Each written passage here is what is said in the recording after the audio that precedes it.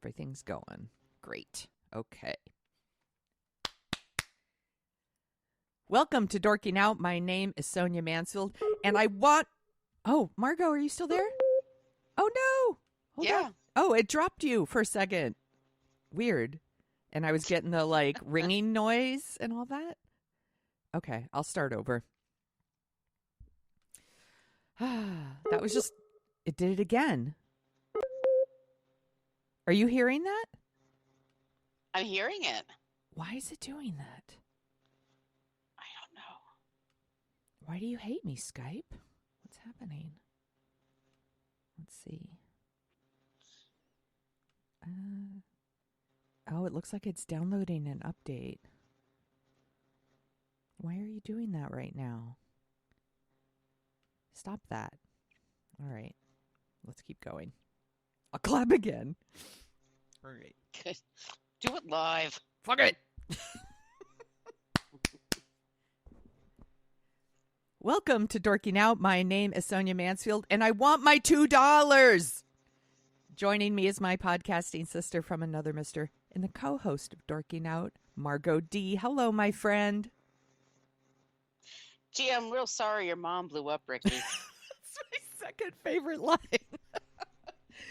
We are dorking out about 1985's Better Off Dead, which has been requested many, many times, but it was never streaming, and it's finally streaming on Showtime. So yay! It's happening. Yay! It's written and directed by Savage Steve Holland, who I looked up his IMDb. He also animated the whammies for Press Your Luck. Just...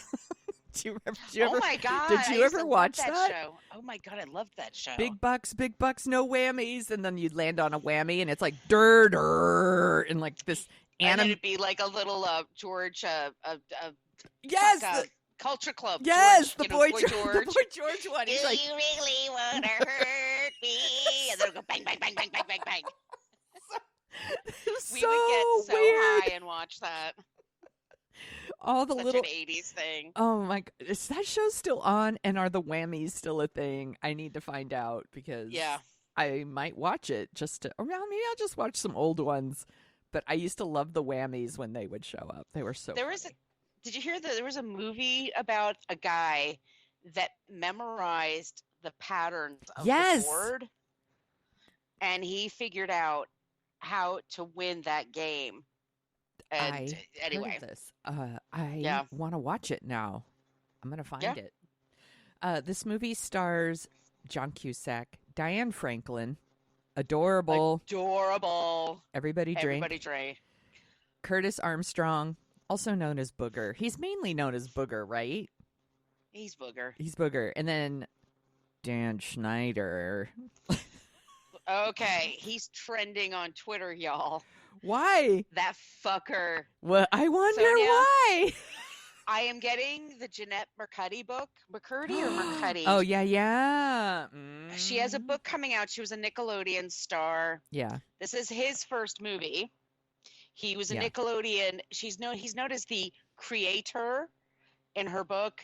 She was a big Nickelodeon star. She quit show business. Her mother died in 2013. The title of her book is I'm Glad My Mother Died. Oh, my God.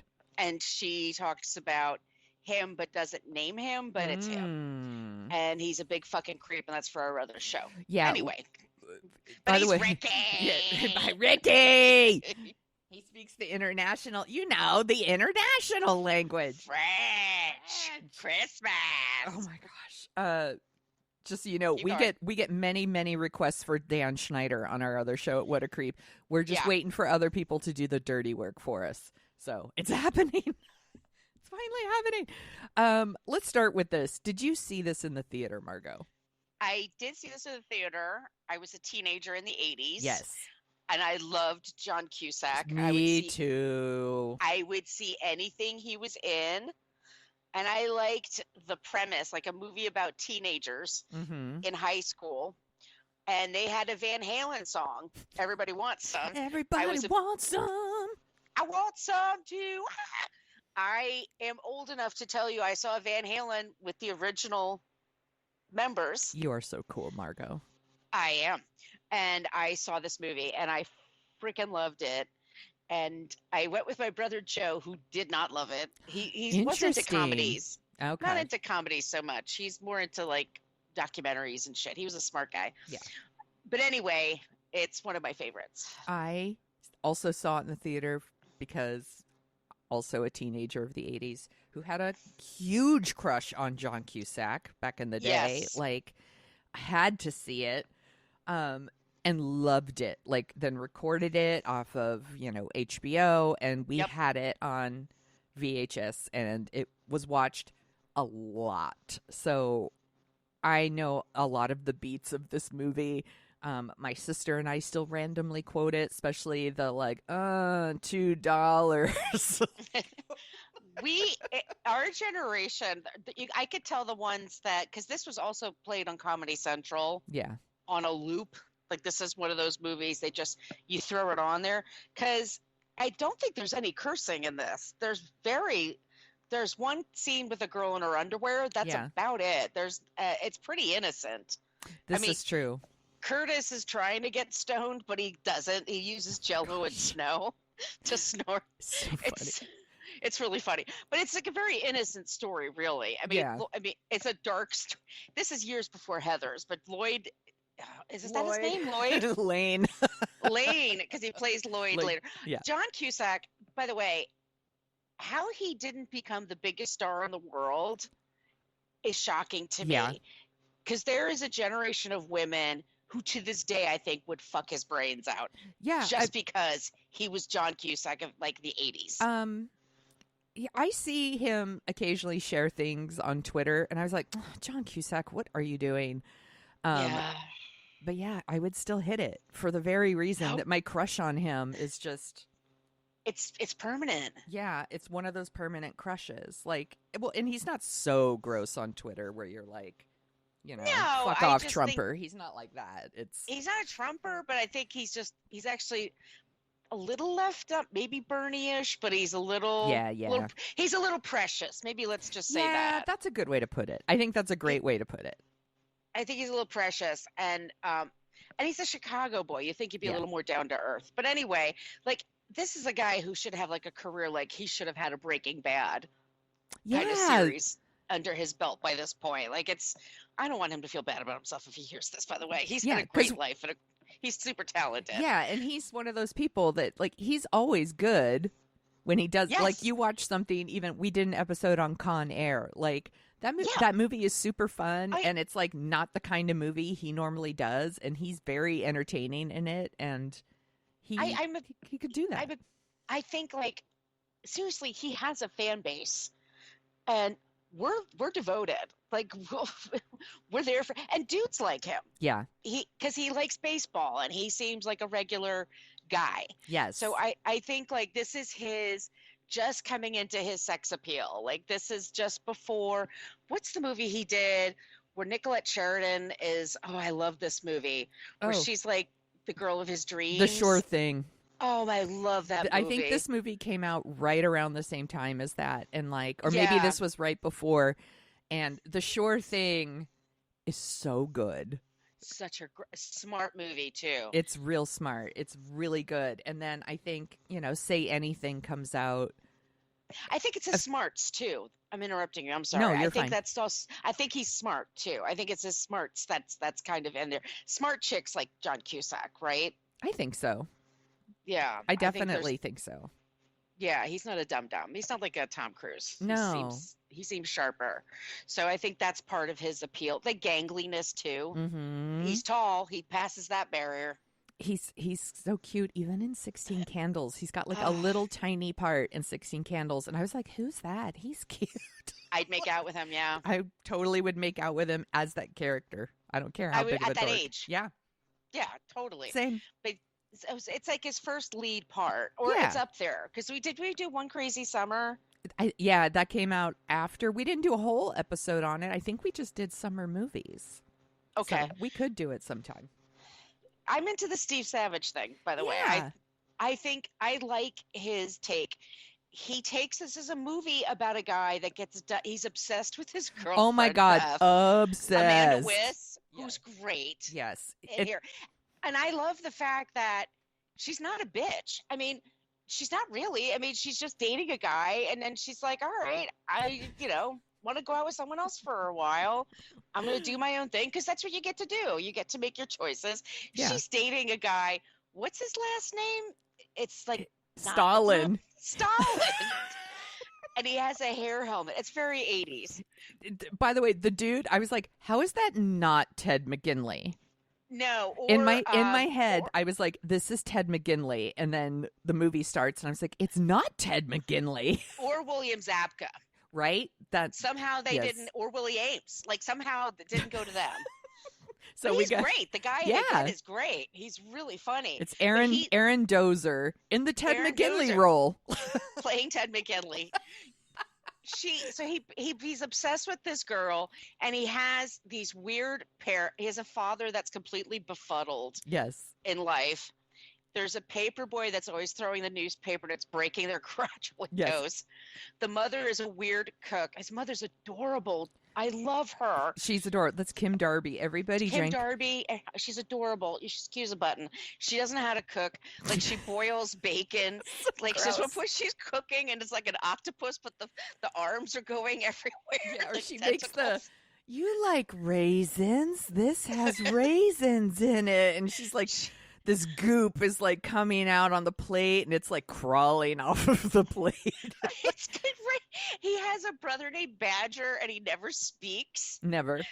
And he's always like up to some shit. Yeah. And you meet Lane and he has like his I love the closet. Oh my God. Every hanger is a picture of his girlfriend Beth. It's not just this movie. Not just one.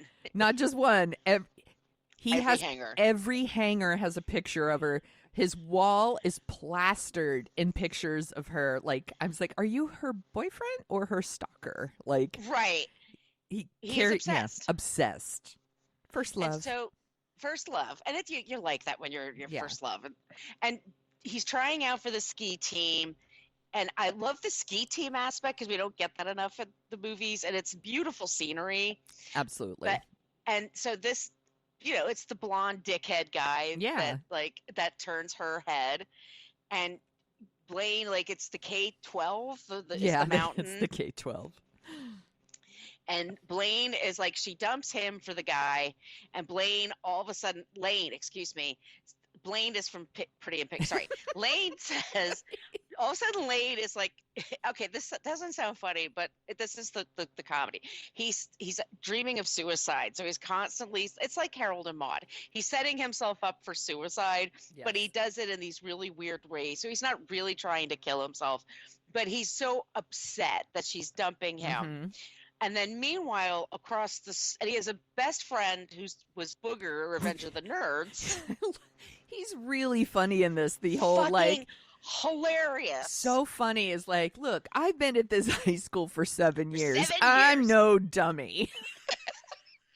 It's his best friend who's Curtis Armstrong. He's so fucking hilarious. And he's just obsessed with getting high, right? So every time you see him, he's like buying whipped cream containers or he's carrying around a dead pig in a jar for some reason. Or he's snorting Jell-O, or the whole thing about when they're up on the mountain. And he's like, do you realize the street value of this mountain?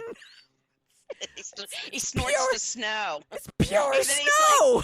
He's like, I can't move my arm. And he's like whipping his arm around. It's very silly. Like, they take all these tropes and they spin them around on themselves. It's very silly. So his best friend says, look, you ski down that mountain, you'll win her over. Mm-hmm. So that's when so that becomes his mission.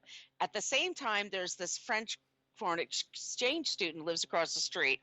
There's Ricky and his mother, and Ricky's played by Dan Schneider. Dan Schneider. Dan Schneider.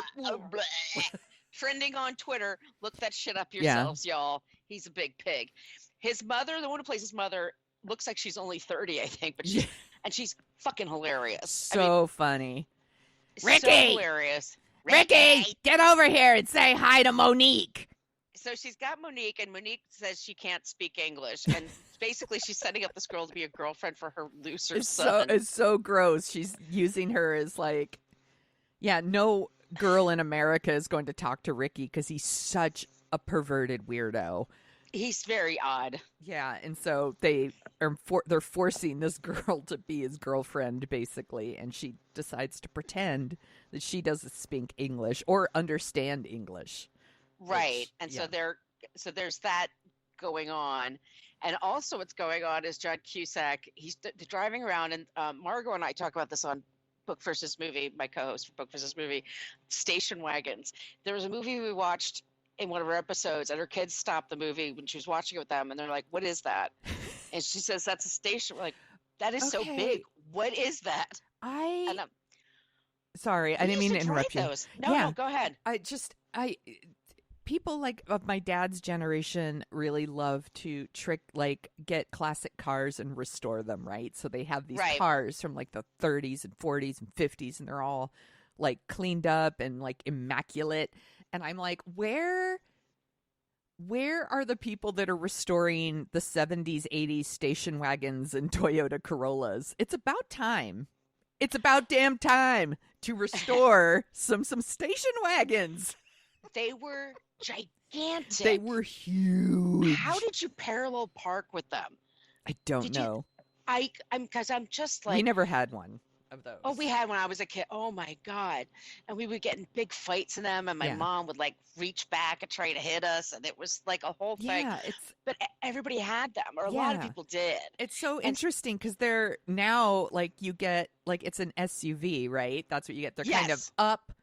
They're like more like they're tall and big, but the station wagon is like low and big, and it's like almost like it's like 3 rows of seats. It's like the front seat, the like back seat, and then there's like even more seats like in the back. It's like and you'd sit back there if you were little. Yes. Like they didn't have any seatbelts. No seatbelts. You would just that's where you put your shit or your little kids. And they're just rolling around back there.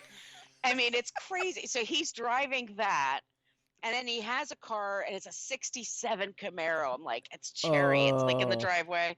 But anyway, he's driving around. And when he drives around, there's these Japanese I think they're Korean. Korean? Yes.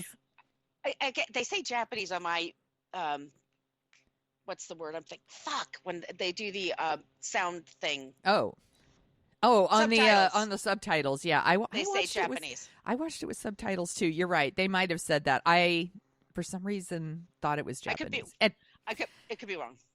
But anyway, maybe it's both. Maybe it's both. But they're Asian, and they're in the car next. And this is an all-generational thing. Like you may not know what they're doing, but there are guys in these gold jackets, and they're talking like Howard Cosell. And they Lane Meyer. Today he thinks he's gonna beat us, and it's Howard Cosell impressions were a thing. Like people, he was a guy on television. Like he's a part of my childhood. Every Saturday, yes, and the agony of defeat, and Monday Night Football. Oh my God, I grew up with Howard Cosell. Yes. And he explains at one point, like that's how they learn to speak English, is they learn from Howard Cosell. So they race him. It's such a bizarre movie.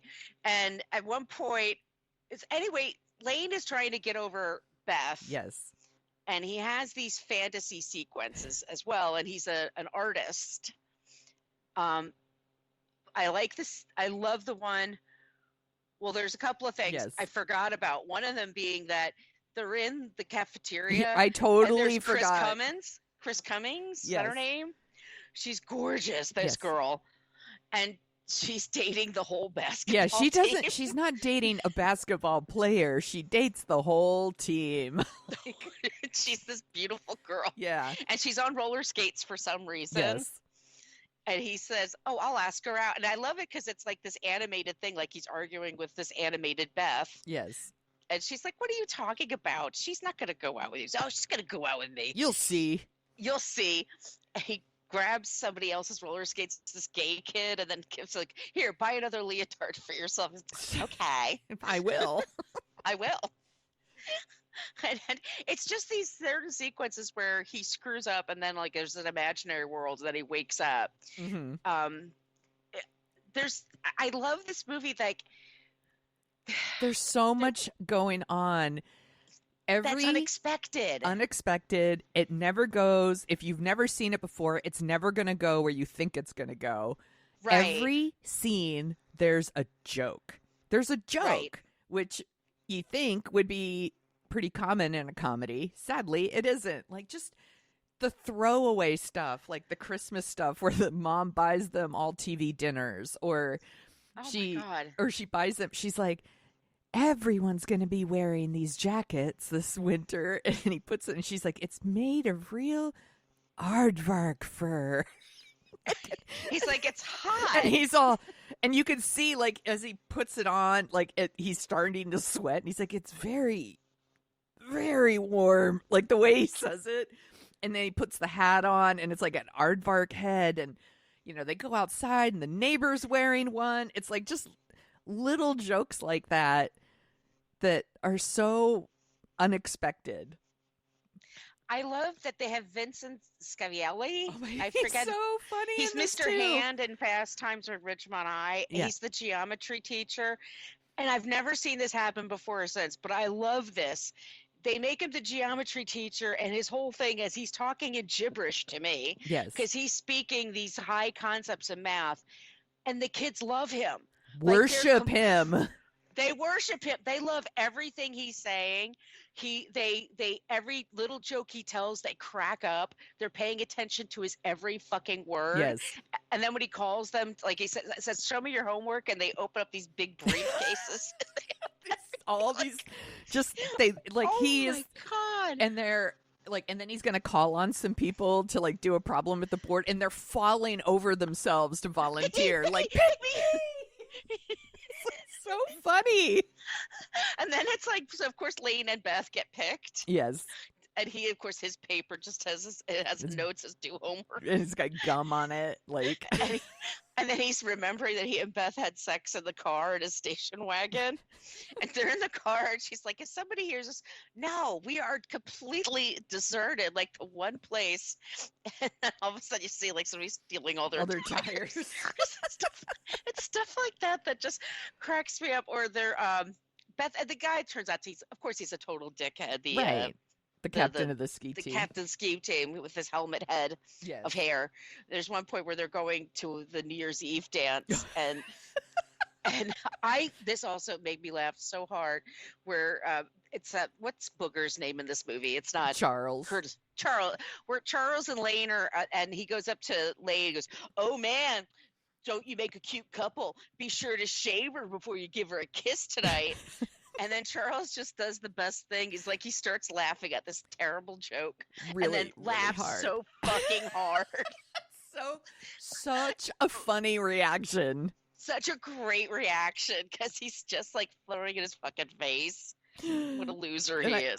And then like later, like a few minutes later, it cuts to like the Dick and the girlfriend are dancing, and like he shows up, and he's just like laughing like right in his face, and he's like, "Get a close shave," and like ruining their little moment. It's just anyone who's seen Better Off Dead, and maybe they haven't seen it in a long time, they're gonna remember things like, that's a shame when folks be throwing away a perfectly good white boy, because he fell in the dumpster.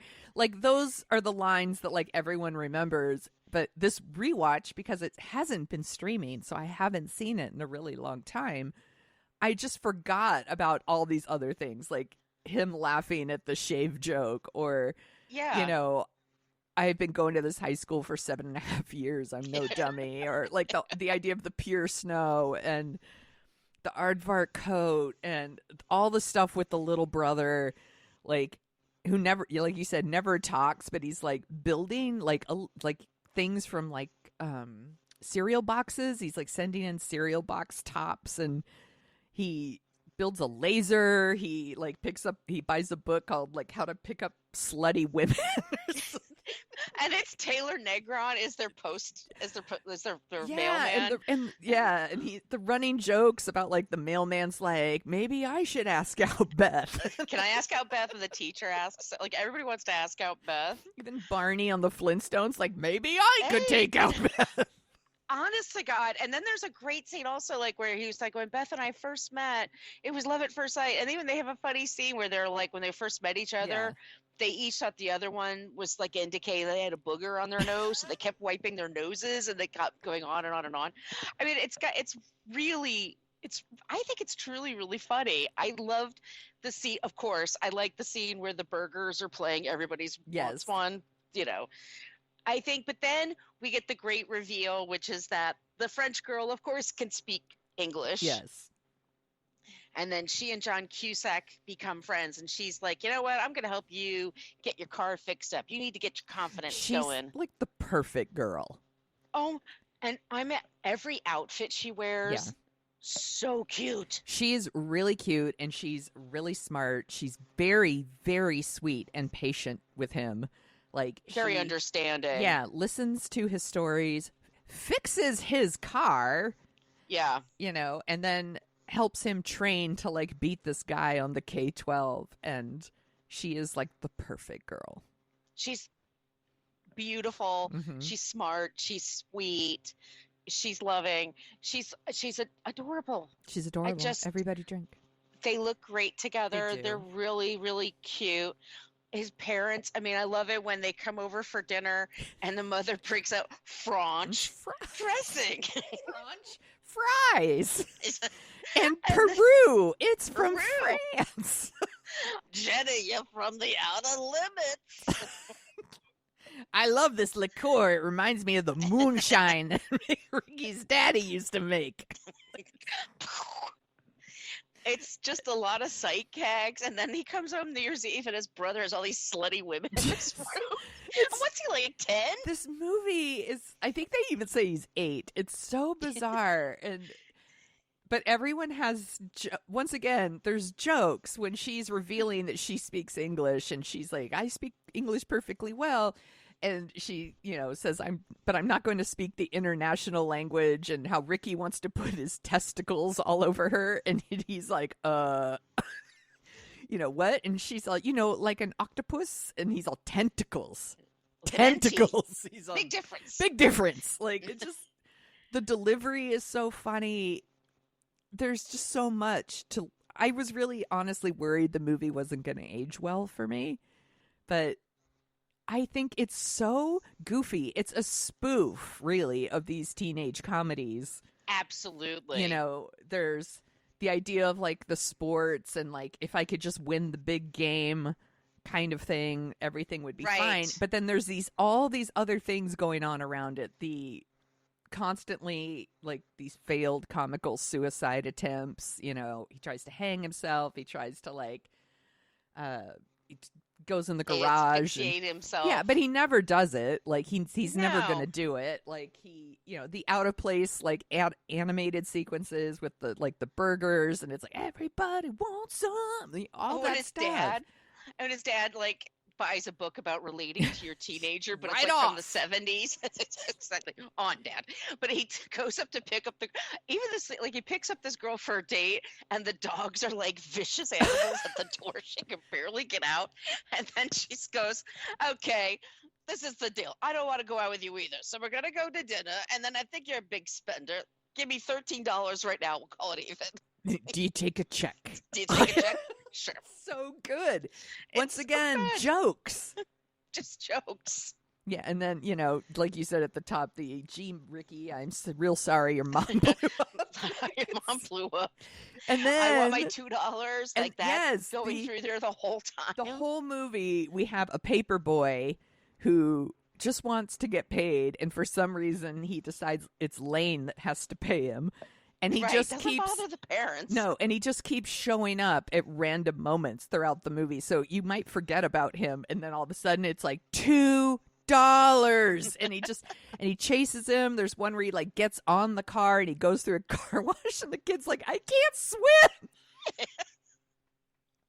He like chases him down the mountain. And he falls off this huge cliff. This is the thing my sister and I do all the time, where the kid falls off the cliff and he wakes up at the bottom of the cliff and he's like, $2. I love that he's on the mountain and she does it right away, like doesn't break a sweat. Like she immediately could do it. And then when he does it finally, and there's going to be a competition and he's against the helmet head, he has one ski. Yes. And and they take it up that notch to that like ridiculous level, but it looks great. I mean, they're competing against each other, and then they have this. He wins. Spoiler. And then there's sort of this. He and Ricky. Ricky. He fights him off to get the girl back. And then and you would love this because she's a Dodgers fan. She just loves baseball. Yes. She wants to see a baseball. So he drives her to the LA Dodgers stadium. Yes. To make out. And they're making out. And then we see the kid on the bike. Right. Coming into the stadium. $2. It's just, it's perfect. It's funny. It's just so funny and weird. And we get great music. We get E.G. Daily in there. E.G. Daily, adorable, singing at the New Year's Eve dance, better off dead, living without you. Like she's so cute. Adorable. Put her in your pocket. I want to put her in my pocket. And Amanda Wyss is beautiful. She's cute. I love the clothes. I love it's great 80s. The music. Yes. The atmosphere is believable. The parents are super weird. The mom is such a weirdo, but nobody's mean to her. She's just a kook. That's all. There's nothing mean-spirited going on here. No. I just love it. It's Me too. Just if you're looking for something just to laugh and forget about what's going on in this time, in this world. And aren't we all? Do it. Aren't we all? Yeah, this movie it was a pleasure. Like, yes, I seriously was worried. I was like, oh my God, please don't let this be like a Sonia and Margo destroy your childhood moment, because I did watch this movie a lot, and it's just too weird and too well intentioned. I think it's not mean spirited at all. No, it really isn't. Which a lot of 80s teen comedies were. They were mean. They're racist. Yes. Sexist. There's, usually some date rape. There's there's all kinds of things. And it's just like, yes, you have like the Asian characters who talk like Howard, but they're not the joke. I mean, the joke is just like, they're making fun of Howard Cosell and like that culture of talking. They're not making fun of them. It's, I don't know how to explain it. It's just like, and it's also just teen films. Yes. And also like teen and teachers and teen film, because there's a million movies about teens being bored in class. Yes. Who gives a shit? Like show me a movie where all these kids are like completely enthralled with Mr. Hand, like hanging on his every goddamn word. That was funny to me. I think that always cracks me up when they're all showing their homework and like seriously their briefcases open up like 10 times bigger. Someone's got this huge file folder that they like expand on their desk. It's really funny. It's got great jokes. It's like Chris Cummins, like she's dating the whole team. And they're all just like, and there's a point where he plays saxophone to her. Yeah, why not? Very 80s. He's wearing the jacket, rolled up to his sleeves, to his elbows. It's all very 80s, but everyone's well-intentioned. Yes. Everyone's, they're all good-hearted. Even the 80s dick, it's just 80s dick, but not too bad. I mean, not just too. It's just he's just a bully, but yeah, he sucks. He sucks, but he loses, and Lane wins. I mean, Curtis Armstrong, hilarious, so funny. Howard Jones on the soundtrack. Oh, I love that song. I'd like to get to know you well. It's really good. It is. Diane, what's her name? Diane Franklin. Her outfits, the coat, those little like the hats she wore. I mean, she's just beautiful. She looks great. Beautiful. Like, and they look great together. I'm like, I wonder if they like dated in real life because they look like they liked each other. I hope they liked each other because in the movie it feels like they do. There's some spark there. I think so too. Yeah. And John Cusack, call me. And famously, I don't know if this is famous or not, but supposedly Cusack, so he signs to do One Crazy Summer that's just after this. And that's a batshit movie too. It is also bananas. Bananas. But he saw this movie and he went up to Savage Steve and freaked out on him. Like 10 minutes into the movie, 20 minutes into the movie, he said, "You fooled me, you tricked me." And he's like, "What are you talking about?" He's like, "You didn't tell me the movie was going to be like this." Like, he thought he was being made fun of. Oh, no. And I know this because I've been to press events where he's been at where people yell out, "I want my $2." So he doesn't. So that's a thing. He's only had a sense of humor about it like a few years ago. It took him a long time for John Cusack to be okay with it. Yeah, I mean, maybe he didn't. This movie is very unusual. He probably thought it was going to be more John Hughesian. More, yes, exactly. Or maybe and he's more a little like precious. Yeah, and maybe more like The Sure Thing, which also is like has a little bit more heart to it. Yeah. Treats the problems a little bit more seriously. Yes. In those movies, and this one does not. I think it's really, really funny. It sounds like it wasn't the movie he wanted it to be, but it's a movie that people really, really love.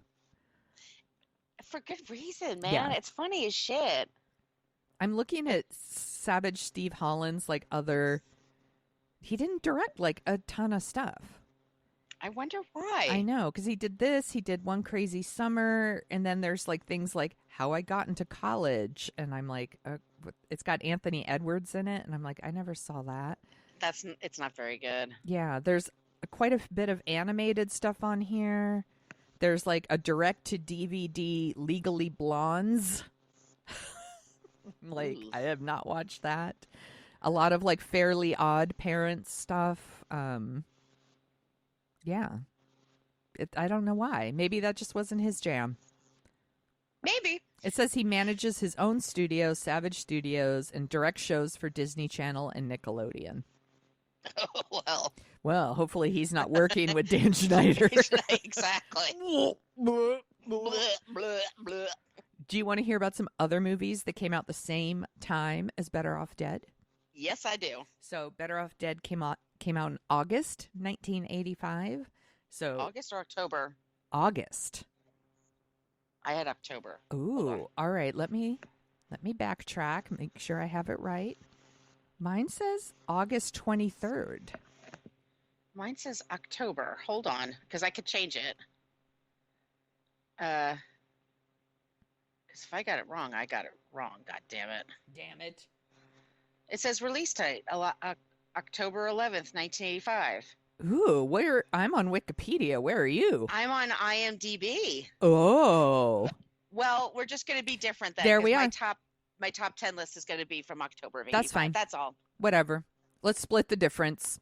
Meet you in September. No.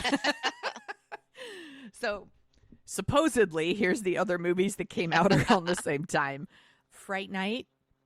Love Fright Night. Which we did an episode on. We like that one. Weird Science. Yeah, that's one we're going to do an episode on one day. Talk about a mean-spirited teen comedy. Yeah, weirdness attached to it. Yeah. Here's a couple of perfect movies.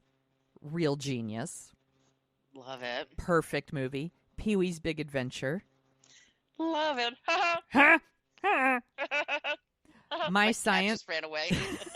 My Science Project. I don't remember that one. I remember watching that one a lot on cable. And it had like the friend from the movie Christine was like the lead, and I think Fisher Stevens was in there. Anyway, Summer Rental. John Candy. Yes. Mm-hmm. The Bride. Sting. Yes. Good call. Okay. Volunteers. Tom Hanks, Rita Wilson. That's where they met. Rita Wilson, and that's where they met. Yes. Got married. Here's a good summer movie for folks. Agnes of God. Ooh, nothing says August like Agnes of God. All the kids were lining up to see Agnes of God. That's one where you read the I mean, I'm like, people went to the theater, and it was a play first. I'm like, yeah, people sat through this to watch this. Oh boy, that movie's a bummer. Fucking bummer. Godzilla, 1985. I'm here to say I don't think any of the Godzillas are good. I don't think they're supposed to. I think you enjoy them at the level they're at. I think when you're like a child. I actually think Calvin might like Godzilla movies if I put them on, because it's just a dude in a suit trashing buildings. He'd be into it. Yeah. 2 more movies. Compromising Positions. I don't know that one. I think it's got Susan Sarandon in it. I probably saw it because, as we've established, my mom didn't care about ratings, but I don't remember. And then the last one, we've talked about this one before. Teen Wolf. Oh. Ooh. Everybody dances like the werewolf. Teen Wolf. Oh. So are you ready to hear about the top 10 songs from October 85? Yeah. Yes, I do. Madonna, Dress You Up. I was so into that first Madonna album. I was into it. Jan Hammer, Miami Vice theme. You couldn't get away from it. Could not. This song, Jesus Christ. Kool and the Gang, Cherish. Slow Dance. That was a makeout song. Mm-hmm. This song sucks. Mick Jagger and David Bowie, Dancing in the Street. It's terrible. Not a good song. And they made a South America. They made a last-minute music video for it. Do you remember that? I think it was to play during Live Aid or something. It was during Live Aid. You have a good memory. It was fucking terrible. And the music video, they look like they slept in those clothes. Like, it was like wrinkled and gross, and they look smelly. It's not good. You know, they did a Coke binge, fell asleep in the corner. For sure. They fucking poked them awake. Yes. Threw some water on them and put a recorder in their face. And that was that. Moving on. That was number 7. Number 6, I actually really like the song. John Cougar Mellencamp, Lonely All Night. I really like John Cougar Mellencamp. Me too. This song you couldn't get away from. Stevie Wonder, Part-Time Lover. Yes, y'all. Stevie Wonder is amazing. Appreciate him now. Send him all the love. Don't wait. Like, he's older. He's older. That's all I'm saying. Like, don't wait. Listen to old Stevie Wonder. It's the shit. You're welcome. Number 4, Whitney Houston, Saving All My Love for You. Oh, this is when she was getting real huge. Yep. Number 3, this song, Jesus Christ. Take On Me. Because of the video, you couldn't get away from it. That guy was gorgeous, too. Fact. Number 2, couldn't get away from this. Dire Straits, Money for Nothing. How am I still sick of that song? Ay. And this song, this is very 80s. Ready for the World. Oh, Sheila. Oh, I was in. Oh, Sheila. I was all in on Ready for the World. Oh, Sheila, digital display. Let Me Love You Down. I was into it. That's a good list.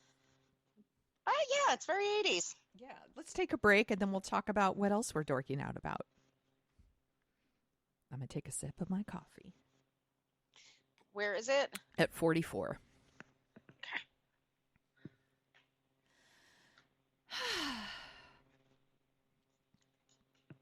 Are you ready? Yeah, it's been weird. It's been, for some reason for dorking out, the last couple of times I haven't been able to manually put in where I want to put the ad. Like I can with all the other shows, I can hit the button. Yeah. And because I create a minute space, and for some reason it just puts it where it wants to put it. It doesn't put it where I want to put it. Yeah, so I've been meaning to tell you that, and I don't know how to verbalize that into an email. Yeah. But we should ask them because maybe there's something. I mean, it'll probably be fine, but it's so interesting. I wonder what's different between this and Creep. Weird. Well, yeah. And Book and all the other things. Oh, yeah. Ooh. Okay. Getting sweaty in here. Okay. You ready? Let's go, girls. So did you see Shania Twain on Netflix? Oh, yeah. I'll put that on my list, too, actually. What is it called? Before we start, I want to make sure I actually get what the name of it is. Shania it's called Somninex because it puts you right to fucking Oh, my sleep. God. It's called PR Piece. No, let's see. I'm like, come on. What's the name of this damn thing? I get why not? It's literally called Why Not? No, that can't be right. I'm not just a girl. There it is. All right, whatever. Hey. I have thoughts about it, so thanks for the reminder. Writing it down. Okay, I'll do a little clap for us. What else are you dorking out about, Margo?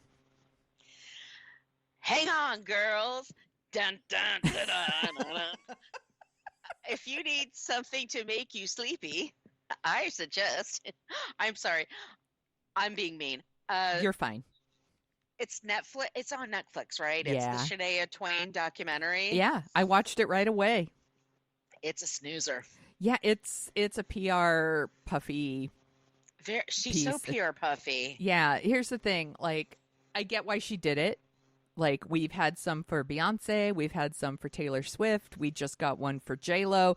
Shania Twain very much thinks of herself on that level. I should take that back. Maybe she is on that level because country's not my jam. So, maybe she really is on that level. But to me, she's always been more country than pop. But I like those songs too. I kind of get it. But this does not go deep. It does not. There's a whole really interesting thing about Shania Twain and her relationship with that producer, Mutt Lange. Yes. And they just toss it aside. Okay. Shania Twain, and they had it behind the music, which was actually much more interesting and more in depth. Maybe I should watch that. Long time ago. I don't even know if they have them anymore because those music rights, I'm sure, right, those expired when they came out, like pretty soon after they came out.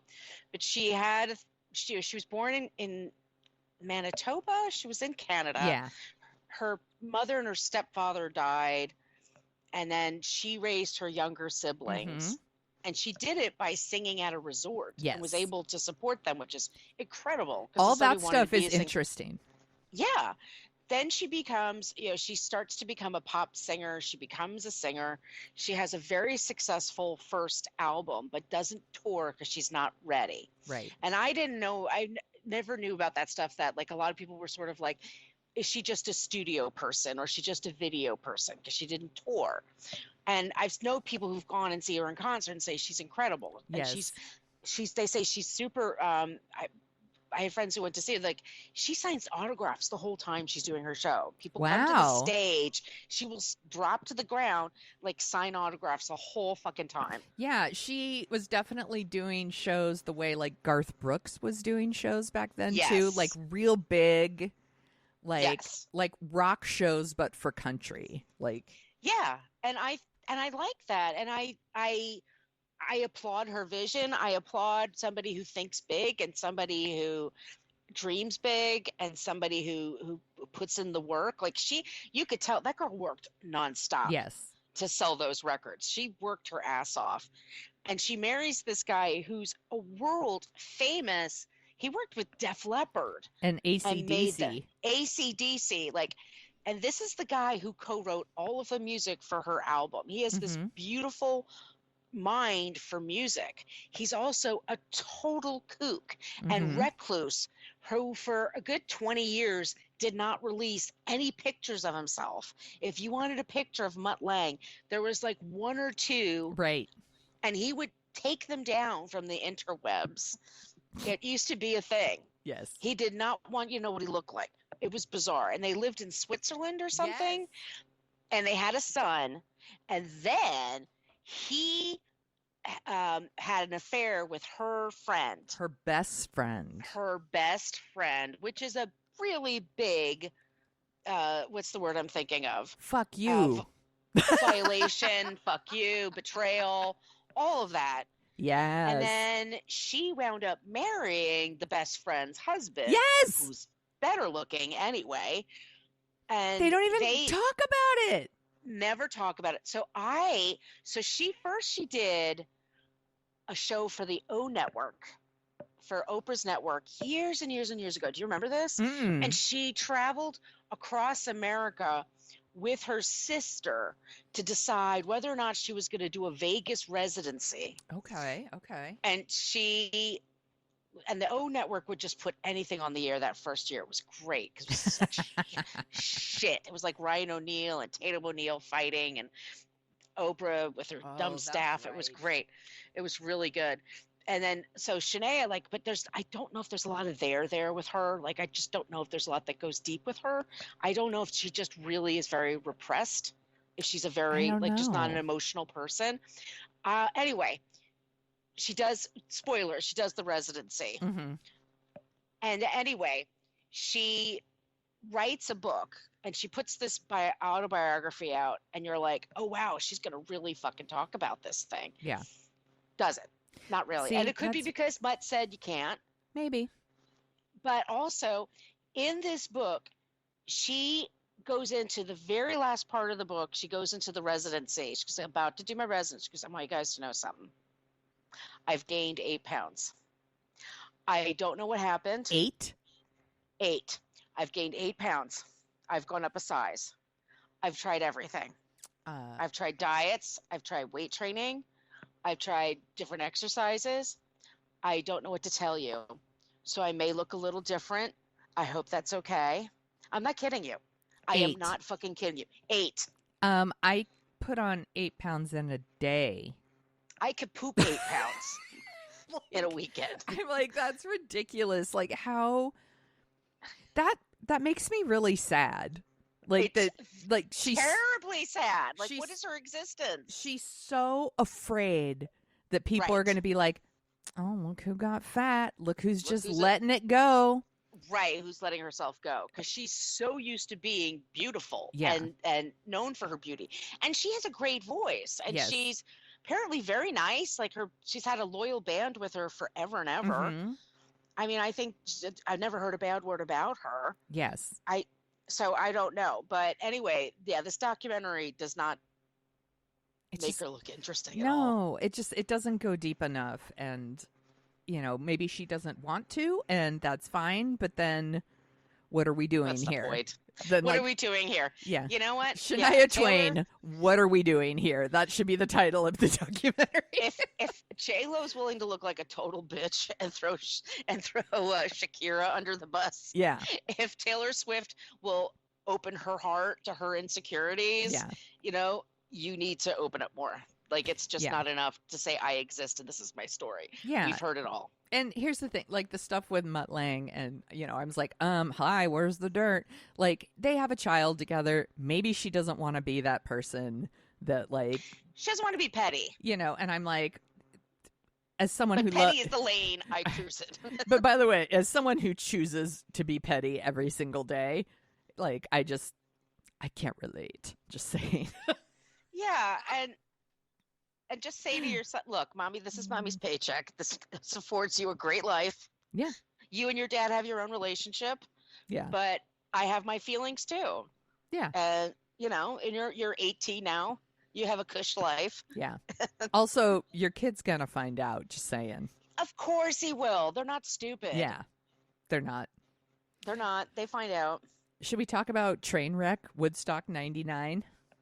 Let's talk about John Schur. Fucking creep.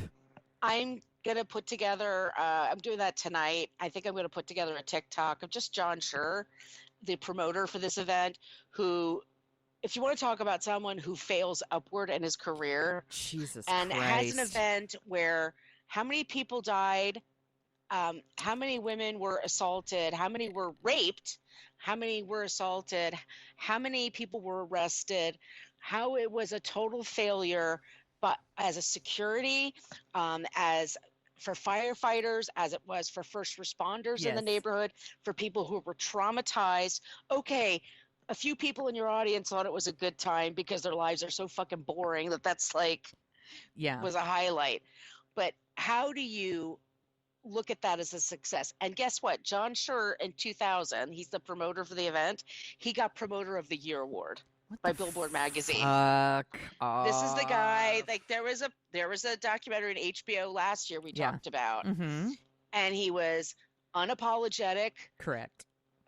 And there was no social media when this happened, so nobody was able to call them out for their shitty event, their greed. Yeah. That they let human beings rot, dehydrate, become, children of the corn. Oh my God. They let it happen in front of them and then walked away and said, oh, well, we sold some T-shirts and I got to meet Willie Nelson. So it was great. It is been appalling. It is appalling. And this documentary and then the one on HBO are actually, I was like, whatever, like I've already seen this, but I decided to watch it anyway because kind of like the Fire Festival, I was like, you're going to get something different from either one. So the second one definitely has more access to people who were working the show. Yes. There was stuff about the rave tent that I didn't know about. There was stuff about the water contamination. Yeah, Fatboy Slim's like, what the fuck? Bye. Like, bye. He's like, they were like, don't even get your records. Just get out of here. Like, get the fuck out, dude. Yeah. The first one on HBO, I think, draws a clear picture of look at what happened in 1999 and look what's happening now. Right. And you can see how we got here. This one doesn't really draw that straight line. It doesn't talk about the sexual assaults until like the last 20 minutes of a 3-episode series. And John Schur, who I'm shitting on for good and sufficient reason, says, well, some of the women were topless. When we'd see how many dongs going on here. Seriously. None of the men were raped, including Flea. Yeah. And he says, well, it was like 200,000 people. That's like a small town. How many rapes happen in a small town Yeah, every I'm day? like, what the fuck is that reasoning? Oh, yeah. Also, at the very top of it, he's like, James Brown was the first person. And James Brown said, I'm not going to go on stage until I get paid. And he was like, fuck you, motherfucker. You're going to fucking do it. I'm like, he's African-American. He's somebody from a time where he was ripped off. Yeah. Constantly. Aretha Franklin was the same, by the way. She also demanded to be paid before she went on stage. And they're legends. Fucking pay them. I couldn't believe. But he's so proud of himself. I was like, you look like a fucking asshole. He looks like such an asshole in this documentary and the other one. And he clearly got no media training in between like these two documentaries because they don't care. They don't give a fuck. They just loved. And it's like, you hear how the music industry is slimy, y'all. That's our hot take. Hot take. Whew. But I mean, I've heard about it, but like when you see it at this level, when they're presented with people died at this thing. Yeah. They had to call the police and the National Guard not to help people, but to arrest them because they had to rescue your staff. And you still shrugging your shoulders like, well, at the end of the day, though, it was still good. It was still fun. There's something. You're a sociopath. Yeah, they kept talking about it like it's just like a few people. It's like 25 guys that are like causing and it's like bad apples. No, and it's like you watch the videos and you're like, that's not just 25 dudes running around causing trouble. And the complete lack of, well, first of all, empathy for what they fucking did, because the whole thing is they're having this huge 3-day concert on a tarmac. It's so hot. They're overcharging for water. The water fountains that are around are contaminated with shit. And people are getting something called trench mouth, which sounds like a fucking nightmare. Like, it's from World War One. A bunch of soldiers got sick. And that's how we first, it's disgusting. And people need water. Yes. To survive. Like, how they're like, well, because this is their greed. They had to make money from this because they didn't make money from the first one. They didn't make money from the second one. So they're just going to charge the shit out of people. And that's like, fine. But that's like a day event, right? Yeah. If people are actually sleeping there and camping there and it's this hot and these are young, broke people. Yeah. It's not, just why didn't they get like Pepsi to, put $1 million in and just have free water and burgers. You know what I mean? Just something. Like, snacks, what the fuck? And this documentary actually does do a good job of showing the difference between how celebrities and performers were treated compared to the people who were paying money to attend. There's literally a wall between them. And, like, on the other side, they're in these, like, air-conditioned trailers, and it's, like, with all this free swag and, like, all this stuff. By the way, they're all celebrities and they're rich. Like, they could get their own swag, but whatever. And then on the other side, there's literally, like, people leaning against this wall trying to get into this tiny bit of shade. They're under the trailers. It's trying to get shade. Bonkers. Because it's this hot right now in New York when we're recording it. It's 100 degrees today. Like, you can't be on, like, you can see them when they're walking around the neighborhood. You look for the shaded part of the street. You just can't be out in the sun that long. It's just too hot. Like the greed. It's just so much greed. And they just it's so stupid. And they don't care. They don't care. And it's like, okay, you cannot care, but people need water. They're going to go crazy. They're going to get sick. And also, like, in those conditions, like when they start beating each other up, they're going to break legs. Mm-hmm. Then you have to have somebody fix them. Like, how do you get people to them? And then he's like, on the one hand, he's blaming Fred Durst, who I can't believe him, defending Fred Durst, but he's just being Fred Durst. I was just saying Durst gonna Durst. Like, Durst is gonna Durst. He had a song called Break Things. What did you think he was gonna do? Yeah. They got mad at the Red Hot Chili Peppers. He told them, play Fire, because they were just good. They first of all gave them all candles, which, by the way, my friend Margo's husband sold to them from his candle shop in New York. Oh my gosh. The week before. But then they had a video of Jimi Hendrix. Yeah. So it was all the artists were there doing their thing because they're artists. That's what they do. They gave teenagers yellow shirts and said, "You're peace cops." Yeah. You're and security then they're interviewing now. them. And like, I'm here for the drugs and the bitches. Yeah. Great. I feel safe.